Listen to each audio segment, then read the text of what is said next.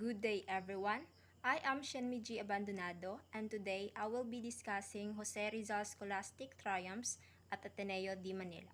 Together, we will discover the journey of our national hero from the moment he entered Ateneo up to his second year being a college student with a degree of Bachelor of Arts. 4 months after the martyrdom of Gomburza and with Doña Tudora still in prison, Jose, who had not yet celebrated his 11th birthday, was sent to Manila. Rizal studied in Ateneo Municipal, a college under the supervision of the Spanish Jesuits, bitter rival of the Dominican-owned College of San Juan de Letran. Formerly, it was called Escuela Pia, or a charity school for poor boys in Manila, established by the city government in 1817. Ateneo de Manila acquired prestige as an excellent college for boys. The Jesuits were considered the best educators of Spain and perhaps of Europe, and so, when the Jesuits had been expelled from the Philippines in 1768 and permitted to return in 1859, although their power to administer parishes was restricted except in the regions or the remote regions of Mindanao, the privilege of founding colleges, they were given the management of Escuela Pia, but they had to apply to the city of Manila for subsidies. That is why the college, which began to function in the year 1865 and was called the Ateneo Municipal, which later became the Ateneo de Manila. When Rizal was 11 years old, he entered the Ateneo. To enter the Ateneo, a candidate was subjected to an entrance examination on Christian doctrine, reading, writing, grammar, and elementary arithmetic. Jose did not take his entrance examinations. Jose did not remain in Manila but returned first to his town to celebrate the fiesta of its patron saint. It was then that his father changed his mind and decided to send him to the Ateneo instead. On June 10, 1872, Rizal went to Manila for his entrance examination together with his brother Pasiano. Since Mercado, the first surname of the family, had come under suspicion of the authorities because it was the name used by Pasiano when he was studying and working with Father Burgos, in whose house he lived, Jose adopted the second surname, Rizal. Pasiano, who accompanied Jose, found him a house in walled city, but Intramuros looked gloomy to Jose, and he later found lodging outside, in the house of a spinster named Tetay, who owed the family the amount of 300 pesos, which situated on Calle Carvalho, district of Santa Cruz. As if chance would furnish him for his future campaigns, he became acquainted in that house with various mestizos begotten by friars. Father Magin Ferrando, who was the school registrar, refused to admit Jose Rizal for two reasons. First, he was late for registration. Second, he was sickly and undersized for his age. However, upon the intercession of Manuel Burgos, nephew of Father Burgos, he was reluctantly admitted at the Ateneo, which was located at Intramuros, outside the walls of Manila. The Jesuitical system of instruction was considered more advanced than that of other colleges in that epoch. Its discipline was rigid and its methods less mechanical. It introduced physical culture as part of its program, as well as the cultivation of the arts such as music, drawing, and painting. It also establishes vocational courses in agriculture, commerce, and mechanics as a religious institute. Its principal purpose was to mold the character and the will of the boys to comply more easily with the precepts of the church. The students heard Mass before the beginning of the class, which was opened and closed with prayers. In the first 2 terms The classes were divided into groups of interns and externs. The first constituted the Roman Empire, and the second, the Carthaginian Empire.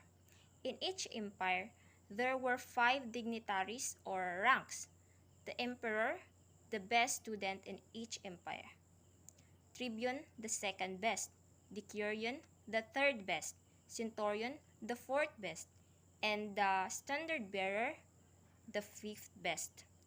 These dignities were won by means of individual competitions in which it was necessary to catch one's adversary in error 3 times. The empires considered themselves in perpetual warfare, and when an individual of one empire was caught in error by one belonging to the enemy empire, a point was counted in favor of the latter. At the end of each week or two, the points in favor of each were added, and the empire which obtained more points was declared winner. The students wore a uniform which consisted of hemp fabric trousers and a striped trouser cotton coat. The coat material was called rayadelo, which later became famous because it was adopted as the uniform of the Filipino troops during the days of the First Philippine Republic. Now, let's proceed to Rizal's first year in Ateneo during 1872 to 1873. The first professor Jose had was Father Jose Beck, whom he describes as a man of high stature, lean body, bent forward, quick gait, ascetic physiognomy, severe and inspired, small, sunken eyes, sharp Grecian nose, thin lips forming of an arch with its sides directed toward the chin. He was somewhat of a lunatic, of an uneven humor. Sometimes he was hard and a little tolerant, and at other times he was gay and playful as a child. Among his classmates were Peninsularis and sons of Peninsularis. Francisco G. Oliva, very talented but not very studious; Joaquin Garrido, endowed with a poor memory but with much talent and industry; and Gonzalo Marzano, who occupied the throne of emperor. From the first days, Jose learned to systematize his work. He fixed a program of what he had to do in the 24 hours of the day and did not in the least deviate from it. Thus, he disciplined his will and subjected it to the commands of his reasons.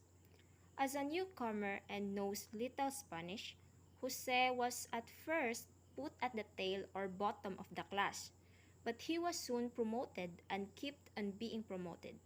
He was an externo, occupying at the end of the line, but because he progressed rapidly, at the end of 1 month, he had attained to the rank of emperor.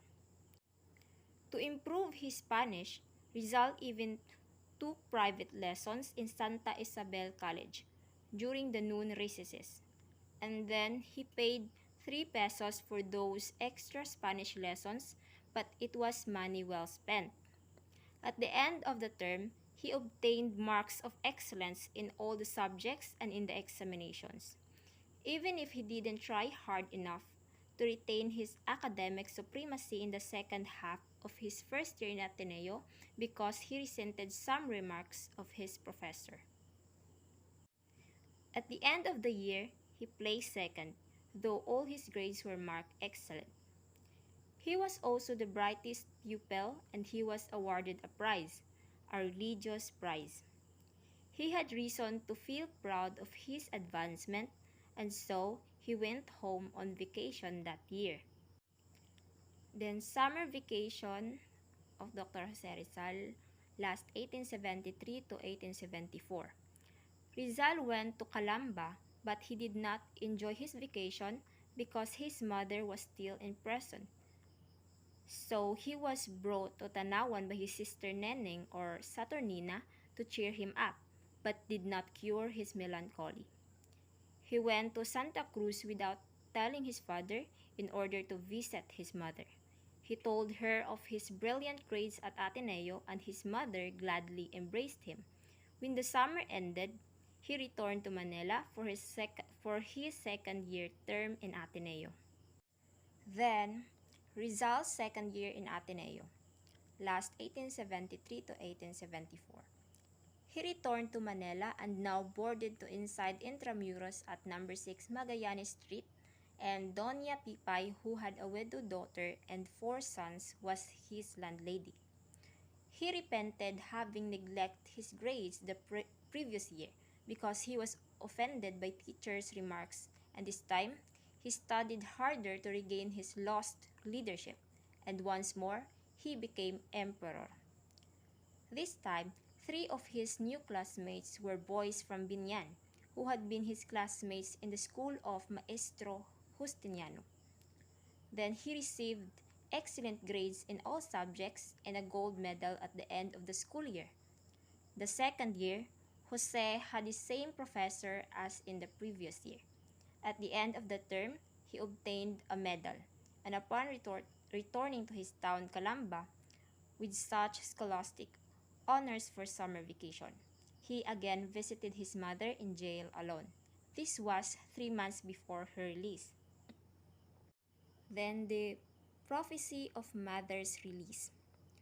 Rizal lost no time in going to Santa Cruz in order to visit his mother in the provincial jail. He cheered up Doña Teodora's lonely heart with news of his scholastic triumph and with funny tales about his professors and fellow students. In the course of Rizal and his mother's conversation, Doña Teodora told her son of her dream the previous night. Rizal, interpreting the dream, told her that she would be released from the prison in 3 months' time. Rizal's prophecy became true. Barely 3 months passed, and Doña Teodora was set free.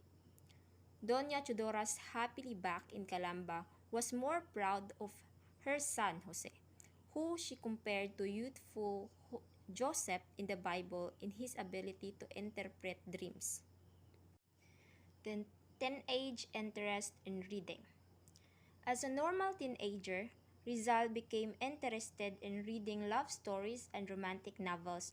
He read not only fiction but also non-fiction. Rizal's first favorite novel was The Count of Monte Cristo by Alexander Dumas. It made a deep impression on him.